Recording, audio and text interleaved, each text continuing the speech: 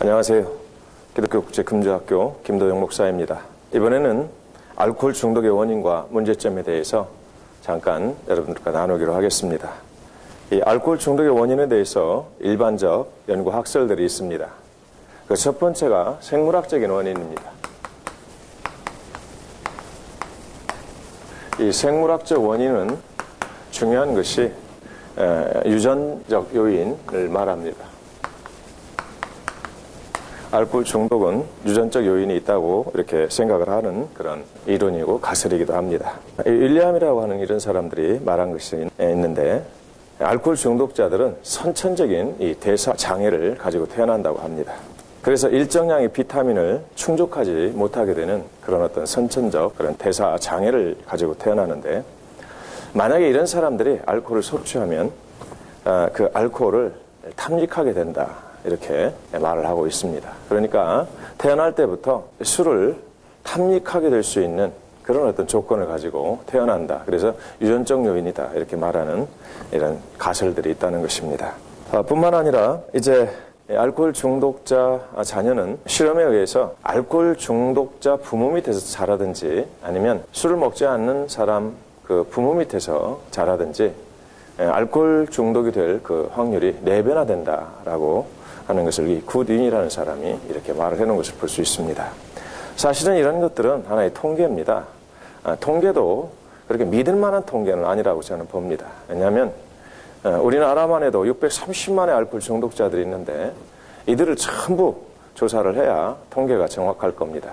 그런데 이런 사람들은 대개 몇몇 사람 그 정황들을 보고 이럴 것이다, 이렇게 말한 것이 이런 내용들이니, 그렇게 여러분들은 특히 우리 기독교인들은 이런 유전적 요인에 대해서 그렇게 신뢰할 필요는 없을 것 같습니다. 두 번째, 학습적 요인이 있습니다. 이 학습적 요인이라고 하는 것은 이제 사회학습적 관점에서 보는 것입니다. 이 알코올 중독 행동은 반복적으로 그런 학습된 학습 유형으로 이렇게 설명하는 내용인데요. 어떤 한 개인이 음주 행위를 통해서 약간의 다행감이나 어떤 불안, 긴장 해소 등을 경험하게 됩니다. 그러니까 또 다른 사람에게 그것을 이렇게 권유하고 또는 권유를 받습니다. 그것이 점점 더 음주 효과의 강화를 받게 되겠죠. 점점 술을 마시는 행위가 늘어나게 되고 또 그것에 의존하는 그런 과정들이 점점 강화가 되어진다는 그런 이야기입니다. 결국 이 학습적 그 원인으로 말미암아서 이제 알코올은 문제 해결의 수단으로 점점 인식이 되어지고 결국 그것이 알코올 중독으로 심화되어 간다고 하는 그런 사실들을 학습적 원인이다, 이렇게 말을 하고 있습니다. 세 번째로 우리가 볼 것은 심리학적인 그런 요인으로 봅니다. 심리학적 원인. 바로 이 심리학적 그 원인이라는 것은 바로 어떤 거냐면 프로이드의 어떤 정신분석학 또는 정신역동 이론에 의해서 이렇게 주장하는 내용들입니다.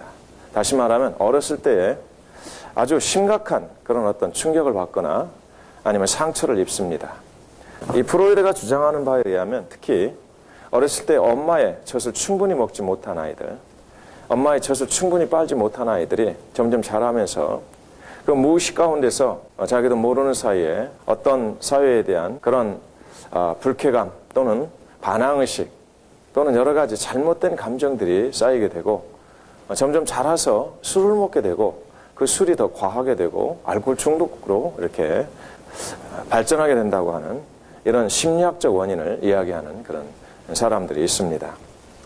결국 이들은 어렸을 때에 엄마 젖을 충분히 먹지 못하거나 아니면 어렸을 때에 어떤 충격적인 그런 어떤 쇼크를 받았을 때에 그것이 바로 상처가 되고 깊은 내면적 그 잠재의식 속에서 뭔가 문제의 그 씨앗으로 남아있다가 점점 성인이 되면서 바로 이러한 알코올 중독이 되거나 사회범죄를 일으키는 그런 요인들로 보고 있는 것이죠.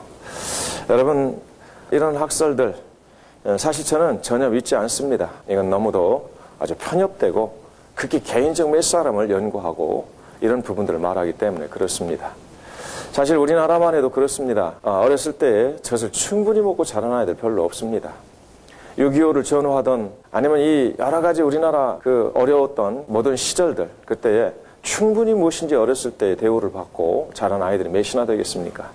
그런데 그들이 전부 알코올 중독이 되지 않습니다. 사회 범죄 일으키지 않습니다. 정말 훌륭하고 똑똑하고 그 다음에 사회를 짊어지고 가고 또 그 어렸을 때 그 모든 고통들을 학습의 장으로 삼아서 오히려 그런 가난과 또는 질병 또는 문제를 해결하려고 하는 그런 사람들이 더 많다는 것입니다. 그렇다면 그 학설은 폐지돼야 됩니다. 절대로 주장할 수 없습니다. 그냥 한 개인의 생각이다 이렇게 말을 해야 됩니다. 이런 것들을 대학에서 가르치거나 아니면 그 교육을 받아서 또 그대로 다른 사람들이 전수한다는 것은 참으로 어리석은 그런 일이다. 저는 분명히 제 개인적으로 이렇게 생각하고 또 주장을 하고 있습니다. 어쨌든 이런 학설들이 있습니다. 네 번째로 사회문화적인 문제다라고 말합니다. 이 사회문화적인 요인, 사회문화적인 요인이라고 말하는 건데 어떤 사회 내에 스트레스가 많이 있다든지 또는 불안의 요소가 많을 때에 자연적으로 이렇게 발생하는 것이 음주행위고 또는 어떤 중독성 그런 그 행위들이다라고 말하는 겁니다. 물론 이 중독성이라고 말을 두 가지를 우리는 말할 수 있을 겁니다. 하나는 디펜던시라고 해서 의존적인 것을 말할 수 있겠고 또 에딕션이라고 해서 중독이라는 말을 하는데 소위 디펜던시라고 해서 의존적인 것은 모든 삶 가운데서 그것이 있어야만 되는 그래서 어떤 일을 해도 그 술을 찾게 되고 또는 약을 찾게 되고 이런 것들을 의존성이다 이렇게 말을 합니다. 어디 전화만 와도 내가 이 사람 만나서 술을 한잔 해야 되겠다. 그러면 이 사람 벌써 이 디펜던시 다시 말해서 의존성을 가지고 있다 이렇게 표현을 하고 있는 것입니다. 중독도 같은 의미가 되겠지만 좀 더 다른 의미가 있습니다. 현실을 도피하기 위해서 뭔가 집착하는 것, 이것들 중독이라 이렇게 말할 수 있겠죠. 물론 이 중독도 전문적인 그런 분야에서 몇 가지 중독으로 나눕니다. 급성 어떤 중독 같은 것들은 우리의 어떤 향정신적인 그런 문제와는 관련 없이 어떤 약물을 다루다가 갑자기 중독이 되는 경우 또는 연탄가스를 마셨던 경우 이런 것도 다 약물 중독이 되겠습니다만은 지금 여기서 다루고자 하는 것은 그런 것들이 아니라 향정신적인 문제와 관련이 있는 것이죠. 문제를 일으키고 인간이 그 어떤 인간성을 상실해버리고 주위에 많은 사람들에게 고통을 주고 또 이렇게 가중시키는 그런 일들을 나타내는 그런 중독성을 말하고 있는 것입니다. 여러분, 이 사회문화적인 요인 이런 것들이 있는데 요즘 사실상 여성들이 술을 많이 마십니다. 이제 어느 대학에 가면 대학에 여성들이 술을 못 마시면 마치 원시인 취급을 받는 이런 어떤 경향들이 있습니다. 그래서 여성들이 술을 마시고 담배를 피우는 것, 특히 남자들 앞에서 당당하게 그렇게 하는 것이 자기 뭐 어떤 여성 상위 시대의 어떤 특징인 양 이렇게 하고 있습니다만은 사실은 절대로 이런 것들은 금해야 할 그런 일들입니다. 특히나 여성들이 임신과 관련해서 이런 담배 문제나 술 문제는 기형아를 출산시킬 확률이 높기 때문에 절대로 남성 앞에서의 어떤 여성들의 우월성 또는 당당하게 같은 동급이라는 것을 나타내기 전에 내가 앞으로 가져야 할 아이가 기형아가 돼서 그야말로 인류에 해악을 끼칠 수 있는 그런 일이라고 하는 사실들을 생각한다면 틀림없이 다른 쪽에서 당당하게 전인격 쪽에서 남자와 겨루어서 이길 수 있는 그리고 실력을 발휘해서 능력을 나타내는 어떤 그런 여성분들이 가장 존경을 받는 그 여성분들이 될 것이라는 그런 생각을 갖습니다. 여러분, 사실 여기서 음주 문화라는 것이 있습니다. 여기 문화적 요인이라고 그랬는데 사실 이게 무식한 사람들이 하는 말입니다. 음주 문화가 어디 있습니까? 음주 문화라고 하는 것은 절대 있을 수 없습니다. 여러분, 만약 여러분들에게 마약 문화, 그래서 마약 문화라고 말한다면 웃을 겁니다. 아니면 도둑놈 어떤 도둑 문화, 뭐 이렇게 말하면 되겠습니까? 여러분 어떻습니까? 도박 문화. 이런 말이 어때요, 여러분? 절대로 이럴 수가 없죠. 문화라는 것은 뭔가 인류가 발전적이고 무엇인지 정말 행복하고 어떤 다행감을 이루는 데 필요한 그런 것들로 발전해가는 모든 것들을 문화라고 말할 수 있을 것입니다. 그런데 여기 보면 마약이라든지 도둑이라든지 도박이라든지 이런 향락 이런 것들은 문화라고 말하지 않습니다. 그런데 술을 마시는 행위를 문화라니요. 이것은 정말 잘못된 것입니다. 술을 팔기 위해서 지금 그 음주문화연구센터라는 것이 있습니다. 그 술장사들이 모아가지고 어쩌면 자기 방어적인 앞으로 우리나라도 틀림없이 술로 알코올 중독자들이 된 사람들이 힘을 모아서 이 술 장사하는 사람들에게 뭔가 이 피해 보상을 요구하고 법정 투쟁을 아마 하게 될 겁니다. 그래서 미리 이 주류협회에서 돈을 한 100억씩이나 모아가지고 이런 카프라고 하는 그런 병원도 설립해서 알코올 중독자들을 치료한다고 하고 있는데 그들이 말하는 것이 음주 문화입니다. 사실은 이 문화라는 건 절대 있을 수 없습니다. 어떻게 문화가 술을 한 잔 먹고 자식을 두들겨 패고 아내를 그저 두들겨 패서 온몸에 멍이 들게 하고 머리를 깨트리고 이런 일을 하겠습니까? 부모님을 함부로 하고 말이죠. 어른 나도 몰라보고 하는 이걸 문화라고 한다면 그건 개도 웃을 일입니다. 여러분, 이 강의를 듣는 여러분들은 누구든지 절대로 음주를 문화라고 말하지 마십시오. 그래서 음주 작태라고 말해야 됩니다. 술 마시는 작태입니다. 바로 이런 부분들을 여러분 아시고 절대로 이 문화라는 말 쓰지 마십시오. 이 아름다운 문화라고 하는 이런 말들을 이런 데다 쓰는 것이 아닙니다. 만약 이 말을 문화라고 쓴다면 도둑놈 문화도 있을 것이고 방금 말씀드린 대로 도박 문화도 있을 것입니다. 그래서 문화라고 하면 우리 아이들이 어떻게 이렇게 받아들이겠습니까? 틀림없이 문화 그러면 좋은 것으로 받아들이기 때문에 음주 문화 그러면 절대로 안 됩니다. 우리는 예방교육 차원에서도 음주 문화라고 하지 말고 음주 작태, 술 마시는 행위 이렇게 우리는 규정을 해야 할 것입니다. 어쨌든 이렇게 사회문화적인 요인이 있습니다. 그 다음에 우리가 이제 이런 부분들을 하나씩 이렇게 살펴보았습니다. 그 다음에 우리가 주장하는 것이 뭐냐면 이제 우리 기독교적인 다섯 번째로 기독교적인 음주에 대한 정의입니다. 기독교적 정의. 자, 간단합니다. 기독교적 정의는 바로 죄라고 하는 것입니다. 죄. 그래서 이 부분들 다 지워버리고 가치 없는 것들 지워버리고 그 다음에 우리가 참된 우리 기독교인들이 알아야 할 바로 이 음주와 관련한 행위 그것을 정의해 보기로 하겠습니다. 자, 이 기독교적 정의, 이 기독교적 정의가 뭡니까? 그냥 간단합니다. 한마디로 바로 죄입니다. 죄. 이 죄는 분명히 보지도 말지어다 하신 우리 하나님께서 명령하신 그 말씀에 불순종하는 죄고 거역하는 죄입니다.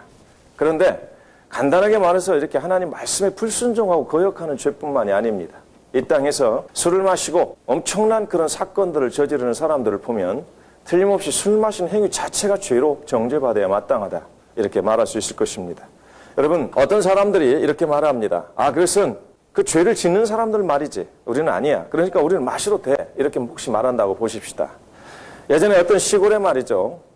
이 과수원들을 많이 했습니다. 그래서 이 길가에다가 지금같이 이렇게 무슨 비료가 많이 생산되고 하는 그런 때가 아니었기 때문에 저 도심지에 가서 분뇨를 많이 받아다가 리어커를 가지고 또는 소 구루마를 가지고 거기다가 예전엔 장군통이라고 했습니다. 바로 이 변을 담는 바로 그런 통들을 몇 개씩 싣고 그리고 도시에 가서 그 화장실을 다 이렇게 바가지로 퍼서 거기다 담아가지고 와서 이제 시골에 있는 큰 구덩이를 파고 그 구덩이에다가 그 변을 가득 부어놓습니다.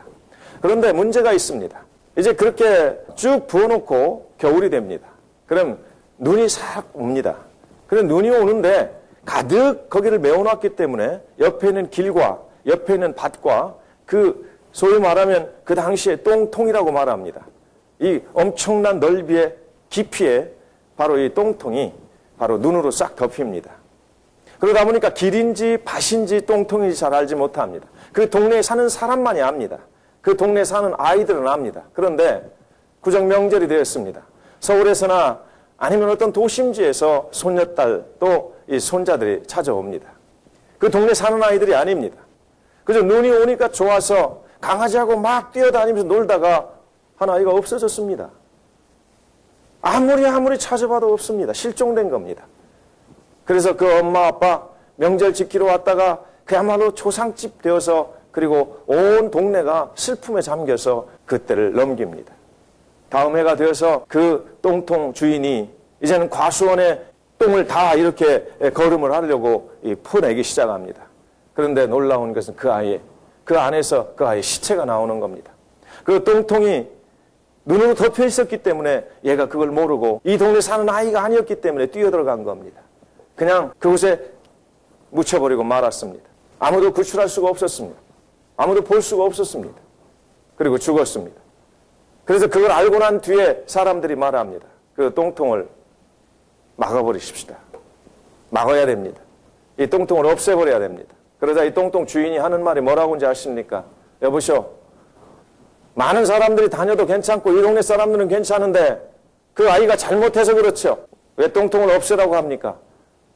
이 똥통을 없애고 나면 우리는 농사도 지을 수 없고 또 먼 곳에다 똥통을 지어놓고 나면 우리가 그만큼 노동력이 많이 들어서 이익이 없으니 나는 못하겠습니다. 그럼 여러분들은 어떻게 말하겠습니까? 그 똥통 주인에게 뭐라고 말하겠습니까? 옳은 말이요. 당신이 주권이 있으니까 그렇게 하십시오. 그렇게 하겠습니까? 아니면 동네가 데모를 해서라도 바로 문매를 때려서라도 그 똥통을 없애버리겠습니까? 여러분 대답 한번 해보십시오. 틀림없이 후자일 것입니다. 그런데 이런 말을 합니다. 술을 10사람이 먹으면 틀림없이 2.7명, 3명 가까이가 정신병원을 가고 있습니다. 그들도 처음부터 알코올 중독자가 된 것이 아닙니다. 그저 아버지부터 배운 술, 어른들로부터 배운 술, 친구들끼리 먹은 술, 호기심으로 한 잔씩 했던 것들이 점점 더 강화가 되어지고 그리고 알코올 중독이 된 겁니다. 10명이 술을 마시면 바로 2.7명이 이렇게 정신병원에 드나드는 중증 알코올 중독자가 됩니다. 그래서 저 같은 사람은 말합니다. 아예 그 똥통을 없애버리십시다. 아예 술을 팔아서는 안 됩니다. 절대 술을 만들어서도 안 됩니다. 라고 말을 하는데 죽지 않은 사람 한 7명 정도가 말합니다. 하지만 여전히 그들도 그렇게 훌륭한 삶을 살지 못합니다. 국회의원이 술을 마시고 여자를 희롱하는 그런 사건들이 또는 관료들이 술을 마시고 아주 추태를 벌이는 사건들이 어린아이를 성폭행한 이 파렴치범이 나는 술을 마시고 그랬는데 잘 모르고 그랬다고 하는 이런 사건들이 비일비재한데도 불구하고 하는 말이 우리는 알코올 중독자가 아니니 술을 먹어야 되겠다는 것입니다. 이런 비도덕, 이런 비윤리가 어디 있습니까? 그래서 분명히 우리는 금주운동을 해야 됩니다. 특히 우리 하나님의 사람들은 이 술이라고 하는 것을 절대로 용납해서는 안 됩니다. 단 한 잔도 안 됩니다. 악은 모든 모양이라도 버려라. 더러운 것은 그 이름이라도 부르지 말라 하신 우리 취엄하신 하나님의 명령이 있기 때문입니다. 그런데 그 명령을 어기니까 바로 무엇이 됩니까? 바로 기독교적 음주에 대한 정의는 죄가 되는 것입니다. 이 죄라는 것도 몇 가지 우리는 구분해 설명할 수 있을 것입니다. 첫째, 이 죄라고 하는 것을 이 fault라고 하는 말이 무슨 뜻입니까? 바로 이 말은 이제 어떤 성격이나 습관, 어떤 도덕적 관습, 여기에서 허물이 있다 이런 뜻입니다. 분명히 허물을 말합니다. 그런데 여기에 또 하나가 있습니다. 바로 이 에러라고 하는 것입니다. 이 에러라고 하는 것은 어떤 악이 없는 잘못, 악이 없는 실수, 이때 에러라는 말을 씁니다. 그런데 여기 또 하나 있습니다. mistake. 바로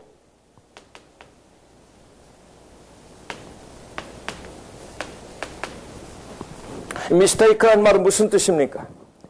바로 여기서는 무분별에서 오는, 분별하지 못하고 무분별에서 오는 잘못,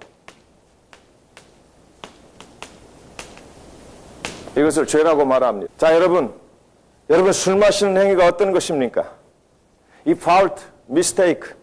만약 이렇게 말한다면 틀림없이 술 마시는 행위를 자기 책임이 될 겁니다. 그런데 대부분 말들을 합니다. 나는 에러라고.